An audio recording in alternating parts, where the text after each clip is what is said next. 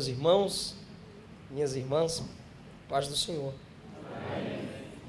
Feliz por estar com vocês na Escola de Princípios, com meu amigo, pastor Rafael Belo, pastora Natália. São irmãos, nos momentos de brincadeira, mas também é pai, é mãe, nos momentos certos. Minha esposa, um instrumento gracioso de Deus na minha vida. É bom estar com vocês, eu tenho acompanhado, eu tenho aprendido e Deus colocou algumas verdades no meu coração. Eu quero dividi-las com vocês no tempo que me for determinado.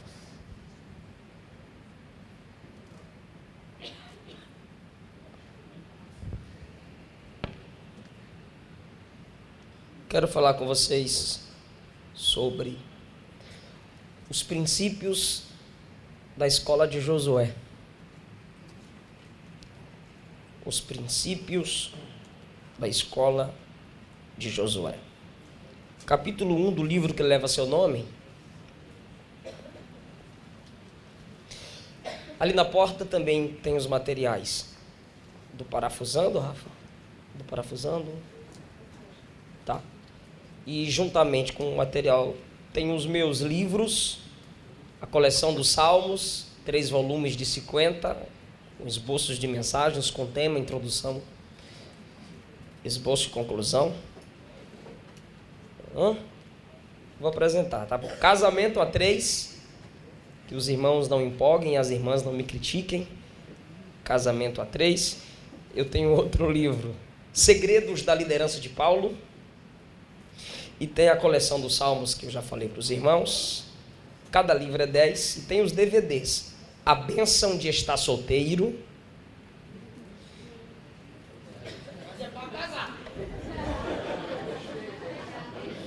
Não Remova os Marcos Antigos. E Resgatando a Presença. Tudo 10. Obrigado, meu amigo. Josué capítulo de número 1, versículo 1. Depois da morte de Moisés, servo do Senhor, disse o Senhor a Josué, filho de Num, auxiliar de Moisés: meu servo Moisés está morto. Agora, pois, você e todo este povo se preparem para atravessar o rio Jordão e entrar na terra que eu estou para dar aos israelitas. Versículo 7, por favor. Seja forte e corajoso, tenha o cuidado de obedecer a toda a minha lei que o meu servo Moisés lhe ordenou. Não se desvie dela nem para a direita nem para a esquerda, para que seja bem sucedido por onde quer que andar. Não deixe de falar as palavras deste livro da lei e de meditar nelas dia e de noite, para que você cumpra fielmente tudo que nele está escrito. Só então os seus caminhos prosperarão e você será bem-sucedido. Queridos, pensando na escola de princípios e nos princípios da escola de Josué, se você quiser anotar, fica à vontade, ou simplesmente quiser ouvir. Números 13 diz que Josué é enviado por Moisés como espia, um espião, um observador. Moisés quer ver de perto. Moisés quer conhecer a terra. Moisés quer conhecer a estratégia dos inimigos para criar a sua própria. Ele envia 12 homens e entre os 12 ele envia Oséias. Esse Oséias já era líder na tribo ou da tribo de Efraim. Esse Oséias está no versículo 8. E da tribo de Efraim, Oséias. Esse antes de ser enviado por Moisés, ele é chamado. Antes de espiar a terra com mais 11, ele é chamado por Moisés. E Moisés lhe diz no versículo 16: seu nome já não mais será Oséias, seu nome será Josué. Oséias é o nome que significa o Senhor salvou. Josué, o Senhor é salvação. E graças a Deus, Josué foi a salvação de Moisés entre os murmuradores, juntamente com Caleb. Em Oséias, salvação, ele salva. Em Josué, se aponta pelo nome que o Senhor é salvação. Em Oséias, é apenas uma afirmação de que alguém salva, ele salvou. Em Josué, é uma afirmação, o memorial eterno de que o Senhor é a nossa salvação. Josué era o primogênito, 1 de Crônicas, capítulo 7, versículo 27. E ele, sendo o primogênito, seu avô Elisama, seu pai Num, ele jamais esquecera das portas marcadas pelo sangue para o livramento dos primogênitos. Ele tinha um memorial da marca do sangue. Ele não poderia esquecer-se que pelo sangue ele obteve livramento.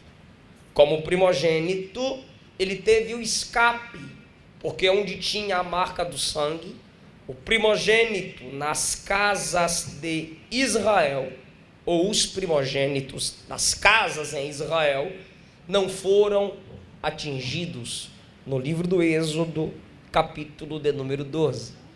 Quando ele atravessa o Jordão, os irmãos vão perceber no capítulo de número 5 que ele vai instituir por mais uma vez a comemoração da Páscoa, que significa passar por cima, lembrando do livramento que foi efetuado pela marca do sangue. Josué surge como servo que vence. Primeiro, seu nome é mudado. Segundo, o primogênito que não esquece a marca do sangue. Terceiro, Josué surge como um servo que vence. No livro do Êxodo, capítulo de número 17, quando eles estão passando pelo deserto, versículo 8, sucedeu que os amalequitas vieram atacar os israelitas. Então Moisés disse a Josué: escolhe alguns dos nossos homens e lute contra os amalequitas, e eu tomarei posição no alto da colina, com a vara de Deus em minhas mãos. Êxodo 17, a partir do versículo 8. Esse camarada tem uma missão difícil. Acabaram de sair do Egito, está entre os escravos, e Moisés diz a ele: escolha homens entre os nossos para pelejar contra os amalequitas. Essa missão não é fácil, porque Josué está diante de escravos. Josué faz parte de um povo que só sabia pisar barro, fazer tijolos. E Moisés lhe dá a missão de descobrir guerreiros entre escravos. Às vezes Deus faz isso com a gente. Às vezes Deus faz isso com aqueles que têm chamada para representá-los na terra de uma forma mais destacável.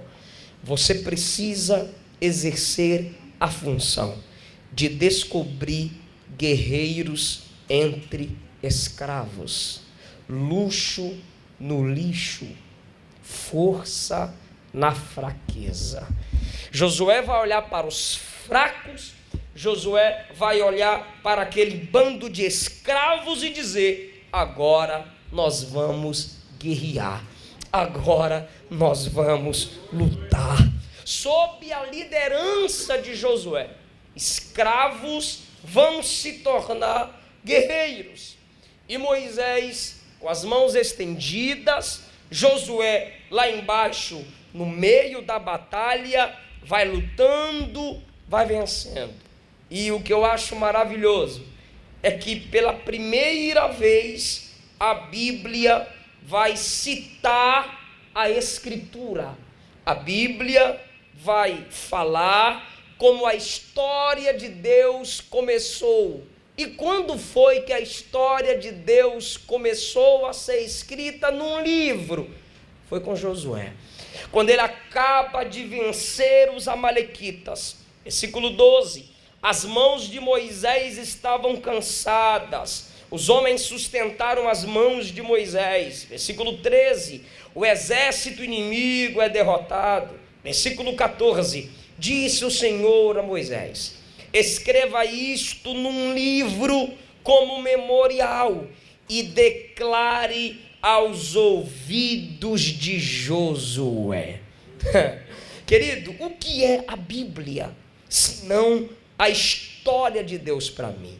O que é a Bíblia, senão a história de Deus para você? E nesse momento que Josué descobre, fica à vontade, pastor, é eu que me perco.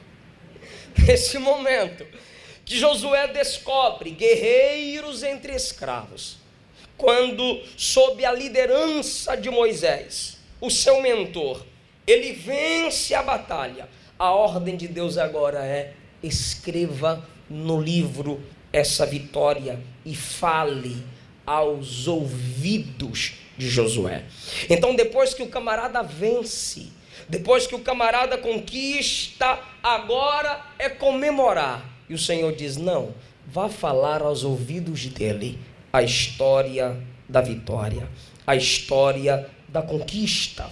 Porque para Josué aprender a história do próprio Deus, de sua vitória sob a liderança de Moisés, fez parte do seu descanso. Agora, em Números, capítulo 13, onde iniciamos, vocês percebem que quando Josué, que teve o seu nome mudado de Oséias para Josué, vai espiar a terra, e quando ele retorna juntamente com os outros, apenas Josué e Calebe dão uma boa notícia, porque a maioria disseram: não vai dar, não vamos conseguir, é impossível, é difícil. E Josué vai liberar uma palavra de fé, juntamente com Calebe. Josué vai dizer: gente, nós vamos conseguir, gente, a terra é nossa, gente, vamos avançar. Eles disseram: não, aos olhos deles somos simplesmente gafanhotos. E Josué disse: não, eles são pães e nós vamos tragá-los, vamos conquistá-los. Mas a maioria dizia: é impossível, não era legal sair, não foi legal sairmos de onde saímos e chegar até aqui para morrer. De repente, quando eles se levantam, Josué rasga as vestes juntamente com Calebe e vai novamente dizer ao povo: nós vamos avançar, nós vamos conquistar. Foi necessário que a glória do Senhor aparecesse. Deus interviu e a palavra de Josué prevaleceu. A palavra de Josué prevalece quando os homens disseram: para nós sua palavra não tem valor. A palavra de Josué prevalece quando os homens trazem a dúvida, mesmo ele liberando uma palavra da certeza. Querido, quantas vezes você fala, você apresenta o projeto, você prega uma mensagem e o resultado é: apedreja ele. O resultado é: peguei nada. O resultado é: esse cara está fora de si, esse camarada não está conseguindo encher o meu coração. E às vezes nós queremos nos defendermos, às vezes nós queremos postar algo, às vezes nós queremos fazer ligações, e o Espírito Santo está dizendo: a minha glória vai te defender. Se você está na visão, se você está no projeto, fale da visão que Deus tem lhe dado. Mas perceba, ele é líder. Capítulo 13 diz que ele era cabeça da tribo de Efraim. É líder, mas não tem influência. É líder, mas o coração de seus liderados ainda precisa ser conquistados. Aí você chega em Números, capítulo de número 27. Vem comigo, daqui a pouco você vai pegar o negócio. Capítulo 27, a partir do versículo de número 18. Disse o Senhor a Moisés: chame Josué, filho de Num, homem em quem está o Espírito, imponha sobre ele a sua mão. Nesse momento, Josué está sendo autorizado. O camarada é líder, mas ainda não tem a influência. Moisés, sob a ordem de Deus, vai estender as mãos sobre Josué. Transferência de autoridade. Só tem autoridade quem é autorizado.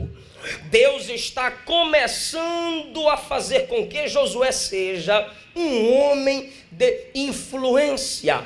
Quando a mão é estendida, o camarada já começa a estar debaixo do princípio da autoridade, porque ele é autorizado.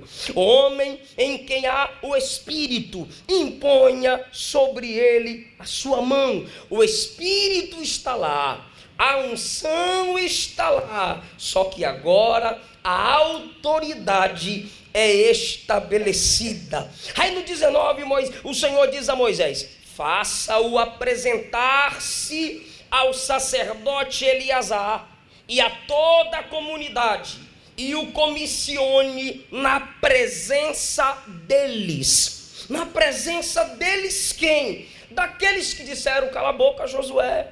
Na presença deles quem? Daqueles que disseram: tu acaba de pregar, a gente lança pedradas em tu. Na presença deles quem? Daqueles que disseram: tu é líder na tribo de Efraim, sobre nós sua palavra não tem peso. Aí Deus diz: coloca a mão sobre ele. Agora ele é um líder autorizado. Chama Eleazar, o sacerdote. Por quê? Versículo de número 20. Dele parte da sua autoridade, para que toda a comunidade de Israel lhe obedeça. Ele quem? Josué.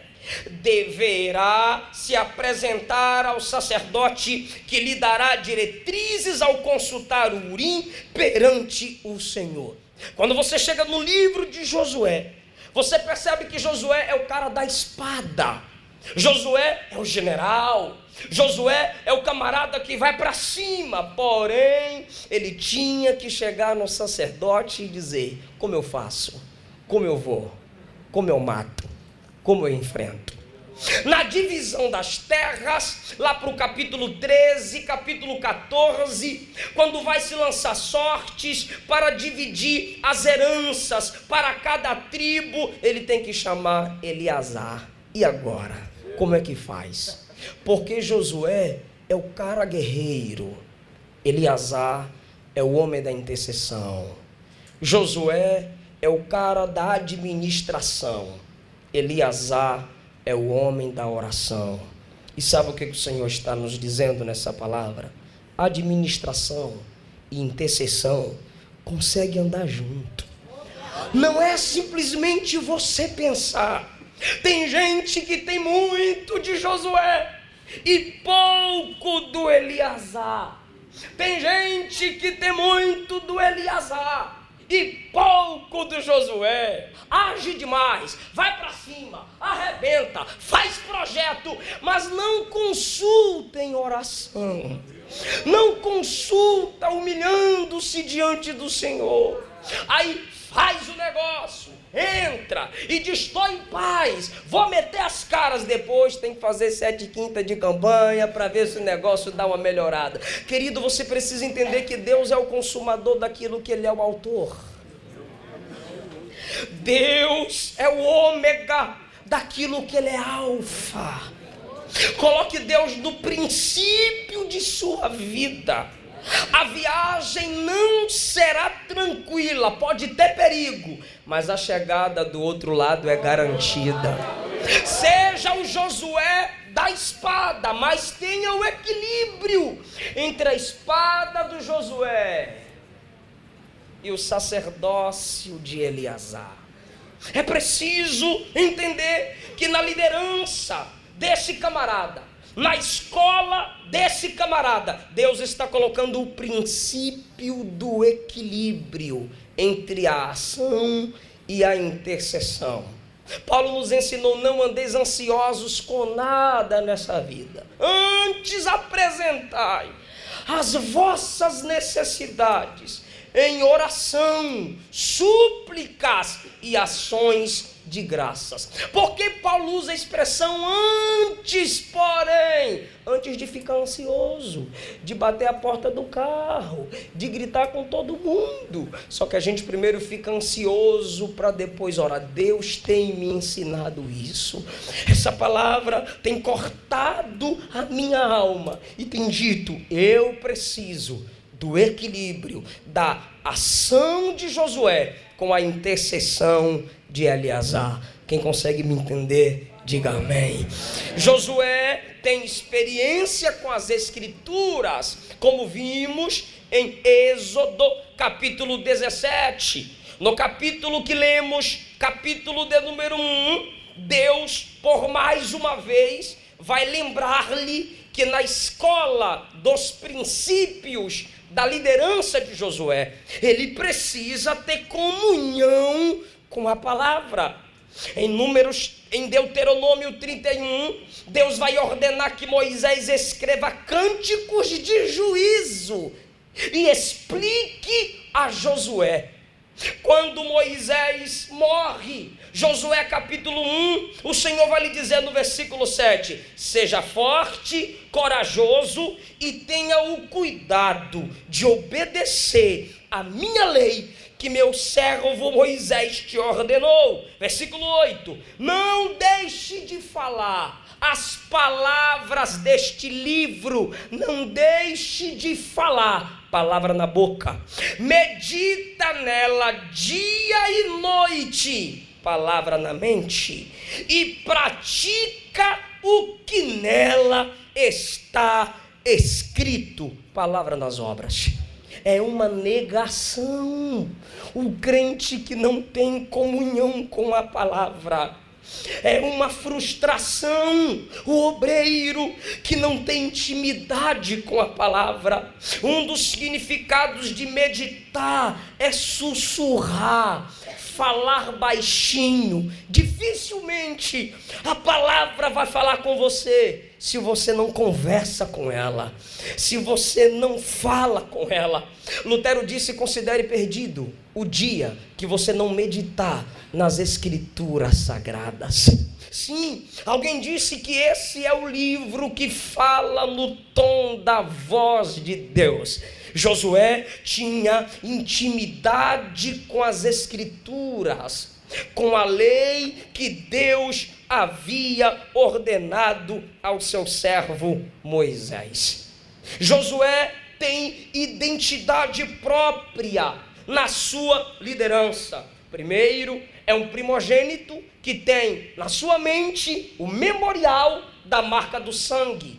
Tem seu nome mudado de Oséias para Josué. Terceiro, ele surge como servo que vence. Como disse o pastor Rafael, somos simplesmente servos que vencem, servos que descobrem, guerreiros entre escravos. Josué é alguém que tem o equilíbrio do guerreiro com a intercessão.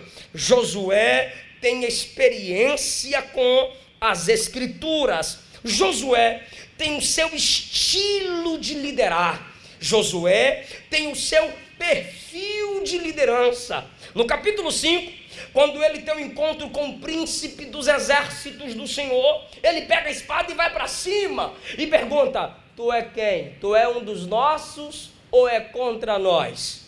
o Senhor lhe disse: nem contra nem a favor, eu venho agora como príncipe dos exércitos do Senhor. O camarada diz assim: então diz ao teu servo a tua palavra. Aí o Senhor lhe diz assim: servo, serve descalço, tira a sandália do teu pé, porque o lugar em que tu está é terra santa.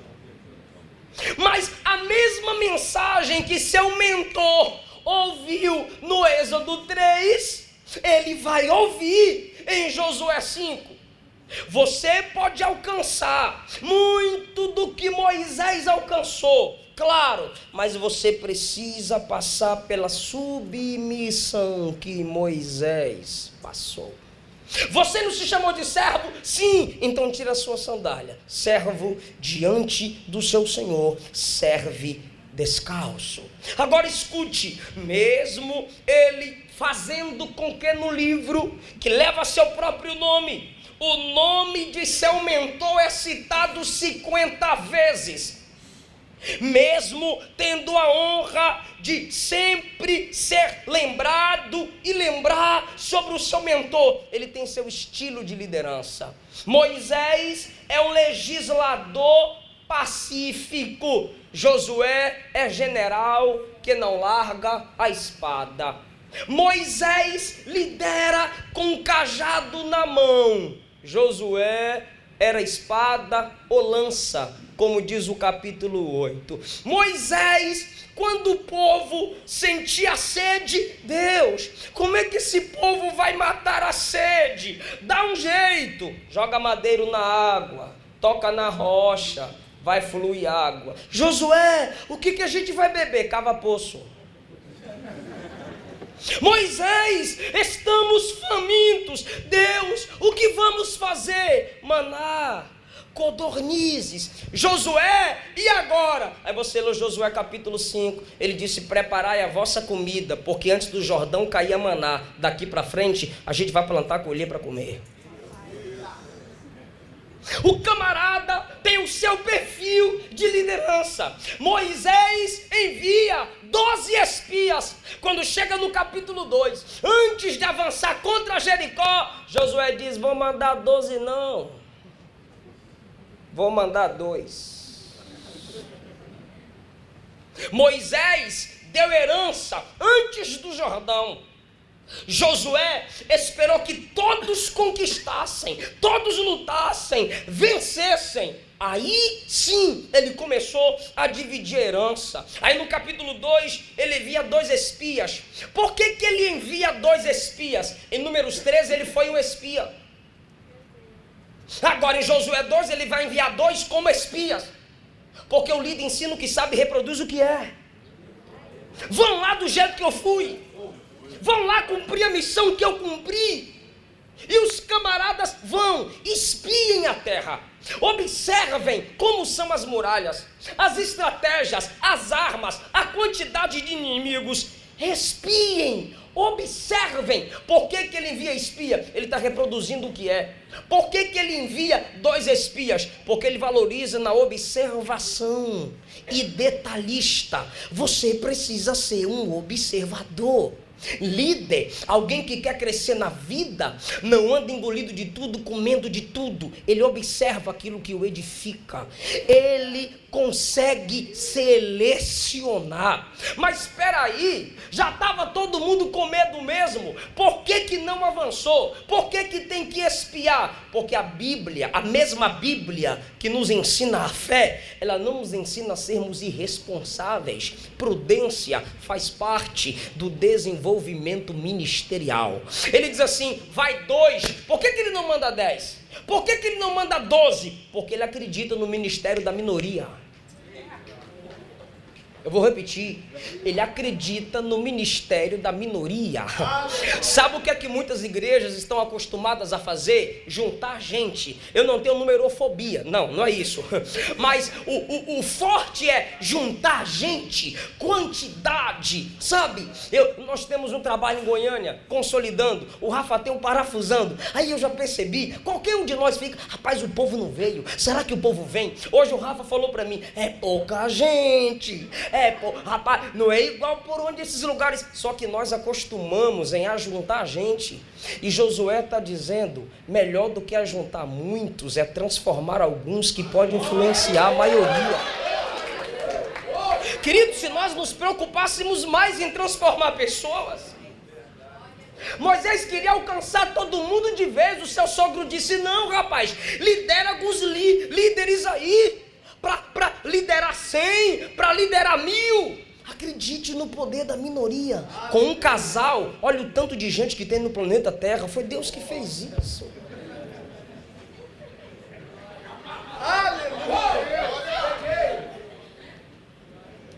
Josué os envia, por quê? Porque ele divide a responsabilidade. Tem líder, pastor de igreja, que o camarada abre o culto, canta, toca, relampeia, tira oferta, profetiza, faz apelo e vai para a porta. Descentralização. Eu tenho a minha missão aqui, vocês dois têm a missão de vocês aí, tchau, vaza. Não simplesmente presos a ele. Ele os libera, ele divide a responsabilidade. Sansão não trabalhava em equipe, era forte, era inteligente. Só no dia da sua morte foi que aceitou a ajuda de um moço. Precisamos valorizar o trabalho em equipe. Quem me entende pode dizer amém? Amém. A lei de Pareto diz que 20% de funcionários ou de pessoas qualificadas conseguem produzir 80% de um trabalho, enquanto 80% de funcionários não conseguem cumprir o papel de 20% de um trabalho com qualidade. Sabe o que Deus está lhe dizendo? Prepare alguém, inspire alguém, reproduza o que você é, descubra guerreiros entre escravos. Sabe, eu gosto da pregação de Mateus 3 e da pregação do diabo em Mateus 4. A pregação de João Batista: Deus transforma pedras em filhos. Aí a pregação do diabo é: transforma a pedra em pão. É melhor transformar a pedra em pão do que em filho. E tem gente pegando as pessoas e transformando em pão. Vê nas pessoas degrau para subir. Tem líder que já tem cheiro de cofre. Quero o seu dinheiro. Eu já preguei, mas eu tenho pensado sobre isso. O culto dos empresários. Mas cadê o culto dos pobres? Dos mendigos? Aí eu comentei com o pastor. Eu falei, eu estava pregando ali hoje no culto dos empresários. Aí ele, que dia tu vai pregar no culto dos mendigos, dos pobres? Eu falei, é só o senhor convidar. Ele precisa convidar, né? Porque você não vai. O empresário te convida. O pobre é você que tem que ir até ele. Vamos transformar a gente para alcançar gentes. Porque nós estamos transformando pedras em pães. Ou seja, eu cuido de tu, mas eu quero. Eu estou com tu, mas eu vou ganhar o que com isso? Enquanto a pregação de João é: transforme pedras em filhos.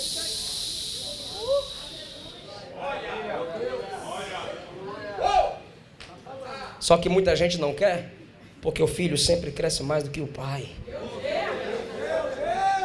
E para o filho crescer, ele tem que imitar muito do pai. Aí eu te pergunto, se quem te segue te imita, vai chegar onde?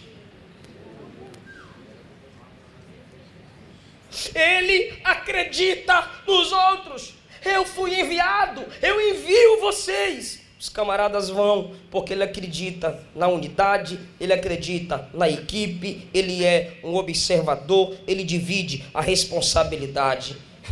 Quando ele envia, aqueles dois vão para casa de uma prostituta. Era uma espécie de hospedaria, segundo Mateus Henry, mas se confirma como a casa onde se praticava a prostituição. Interessante. Os camaradas estão estressados, os camaradas estão num ambiente de guerra. Ok, estão numa casa de prostituição, mas não se prostituem. Eles não tentam se desestressar pecando. Não é um ambiente que te faz, Deus te deu graça para você influenciar o lugar que você chegar. Sabe o que foi que aconteceu? Chegaram ali e aquela mulher se entregou ao Deus daqueles dois. E quando eles voltaram a quem os enviou, eles olharam para Josué e disseram assim: a terra já é nossa. Deus já nos entregou a terra em nossas mãos. Olha que coisa linda. Enviou 2, melhor do que 12. Nos capítulos 3 e 4, já caminhando para encerrar, chegou o pastor que eu queria tanto ouvir pessoalmente. Só o acompanho pela internet, né, amor? Capítulo 3 e 4 é a travessia do Jordão. Quando eles vão atravessar o Jordão, a arca vai na frente, e no capítulo 4, Deus vai dar uma ordem a Josué. Ele vai convocar 12 homens e vai dizer assim: cada um pegue uma pedra, ok? Cada um pega uma pedra representando a tribo, e cada um pegue uma pedra para quando chegar do outro lado, estabeleça um memorial. Por que 12 pedras? Representando as 12 tribos. Mas por que pedras amontoadas como um memorial? Porque já está escrito memorial. Os pais vão ensinar aos seus filhos amanhã, contando o milagre da abertura do Jordão. Ok, aí Josué, olha, qual foi a ordem que Deus deu? Ordene 12 homens que peguem 12 pedras do meio do Jordão. Vem comigo, por favor, ordene 12 homens que peguem 12 pedras do Jordão. Ok, cada homem pegava uma pedra, colocava no ombro, atravessava. Quando Josué, presta atenção, só foi isso que Deus disse. Só foi isso que Deus disse. Mas o camarada, irmão, o líder, ele sempre enxerga algo a mais. Quando cada um começa a pegar a sua pedra, colocar no ombro e atravessar, quando o povo, esses 12 homens, já chegam do outro lado, que olham para trás, Josué está lá no meio do Jordão. Fazendo o quê? Pega uma pedra, pá, pega outra pedra, pá, outra pedra, pá, outra pedra, pá. 8, 9, 10, 11, 12. Deus disse: cada homem pega uma pedra, atravessa o Jordão, do outro lado levante um memorial, para que no futuro os pais preguem a palavra aos seus filhos, ensinem aos seus filhos o milagre que eu fiz. Ele é um líder que deu a ordem, mas ele é um camarada que não somente dá a ordem, ele quer vivenciar, ele quer ser o exemplo. Mas espera aí, Josué, as nossas pedras estão cá, o rio vai se encher novamente, as águas vão voltar, Josué. O que você está fazendo? Por que você levanta essas pedras no meio do rio, Josué? Essas pedras aqui todo mundo vê, Josué. Por que você está levantando pedras que as águas vão cobrir? Josué, corre para cá, as águas passarão por cima, aqui já estão as pedras. Ele responderia: é que todo líder tem memorial oculto. Tem gente que não pega, fica voando. Todo crente tem memoriais ocultos. Quem? A Bíblia diz, ele levanta 12 pedras como memorial no meio do Jordão. As águas cobririam e cobriram. O que tem na cabeça desse camarada? Memorial que só Deus vê. Oh, aleluia. Pedras levantadas que só quem te chamou viu. Estão te vendo, estão vendo o seu destaque, estão te vendo por cima, estão te vendo ministrando aos outros, mas tem memoriais de lágrimas que as águas do tempo cobriram. Ele viu e elas foram para o odre do Senhor. Estão te vendo ensinar, mas tem memoriais de noites sem dormir. O que é que eu vou fazer? Estudando, pesquisando. São os memoriais ocultos que te fazem dar um passo a mais. Deus sabe das orações que ninguém ouviu. Deus conhece os pensamentos, os projetos que a ninguém foi apresentado. O líder, um crente, quem quer se desenvolver na obra do Senhor, tem que olhar para trás e dizer: eu sei por onde eu passei. Você tem que ter a sua história. Um jovem mandou um WhatsApp para mim: pastor, eu quero pregar igual tu. Eu disse: então, quando não tiver lâmpada na casa para ler Bíblia, vá ler no banheiro. Quando for para a escola, leve a Bíblia e no intervalo, leia a Bíblia.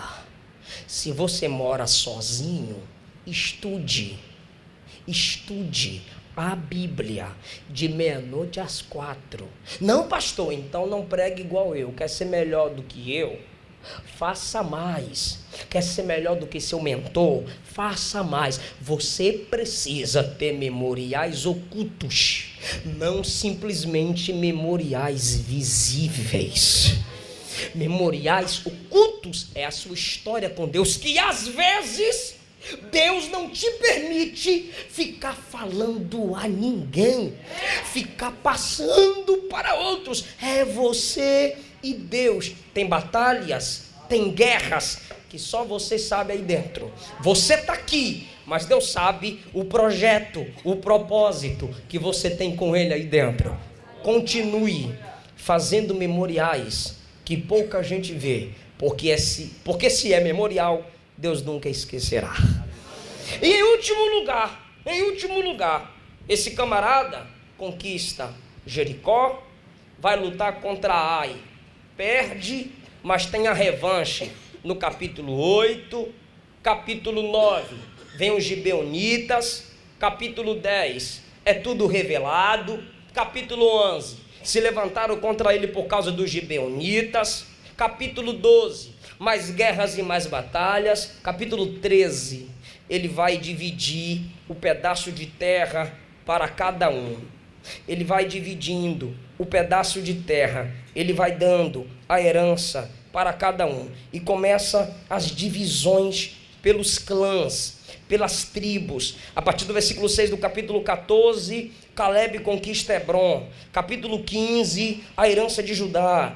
Capítulo 16, Efraim, Manassés, a herança de Efraim. Capítulo 17 e 18, fala novamente sobre a herança de Manassés. Capítulo 18 ainda, a herança da tribo de Benjamim. Capítulo 19, primeiros versículos, a herança de Simeão. A partir do versículo 10, a herança da tribo de Zebulon. A partir do versículo 17, a tribo de Issacar conquista o seu pedaço. A partir do versículo 24, a tribo de Azé. A partir do versículo 32, Naftali. Capítulo 19, a partir do versículo 40, a tribo de Dan. Acabou. Ele é o general, ele é o cara da espada, ele vai na frente, linha de frente, corre perigo, mas quando ele se assenta, porque Deus manda ele parar, Deus diz: tu tá velho, tá na hora de parar, vai só dar herança pro povo, para. Mas Senhor, e o povo que está avançando para? Porque você parado no centro da minha vontade faz muito mais do que quem se movimenta fora da minha vontade. Fica parado e vai dar herança para o povo. Então ele para e começa a dar herança para o povo. Mas eu fui lendo, ele deu um pedaço de terra para todo mundo e não escolheu o pedaço dele. Cara, tu é doido? Doido por quê? Tu tá tanto tempo guerreando, lutando, todo mundo mundo tem e você não. É porque eu não tenho um dom para mim mesmo, eu tenho um dom para outros. Por que ele não transforma pedra em pão no deserto? Primeiro, porque o diabo não manda nele. Segundo, porque ele não tem dom para si. O diabo diz, transforma pedra em pão para comer. Ele não transforma, mas quando a multidão sente fome, ele multiplica o pão. Você precisa entender que você não tem dom para si mesma. Você não tem dom para si mesmo. Ele dá herança para todo mundo. E eu fui lendo esse livro. Vocês me fizeram estudar esse livro todo para pregar para vocês aqui. E eu fui lendo esse livro. E o camarada foi dando pedaço de terra. E não pega um pedaço dele. Mas guarde essa. Quando eu chego no versículo de número 40. Quando terminaram de dividir as terras nos territórios delimitados, os israelitas vieram a Josué e disseram: escolhe sua terra. Escolhe sua herança. Escolhe o seu pedaço de terra. Josué disse: eu vou escolher mesmo. Eles disseram: escolhe mesmo. Josué disse: eu quero a parte de cima. Eles disseram: a parte de cima é tua. Todo Israel se uniu e disse: o chefe não pode ficar sem herança não. Eu não entendi, pastor. Vai entender agora. Assim como Deus tem te usado para abençoar alguém, Deus vai usar alguns para abençoar você. Não se sinta explorada no reino. Não se sinta explorado do reino. Você não é simplesmente um vaso que Deus usa. Dentro de você é uma fonte que jorra para a vida eterna. O teu Deus não é ingrato. Continue investindo em vidas, abençoando vidas. Mas pastor, foram ingratos. Pastor, me feriram. Pastor, me desprezaram. Em nome de Jesus, continue sendo quem Deus te chamou para ser. A recompensa no momento certo virá. Pastor Neil Barreto liberou uma frase que eu gravei.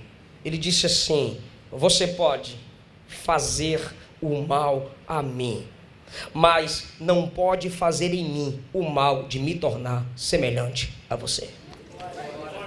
Seja você mesma. Seja você mesmo. Deixa essa fonte fluir.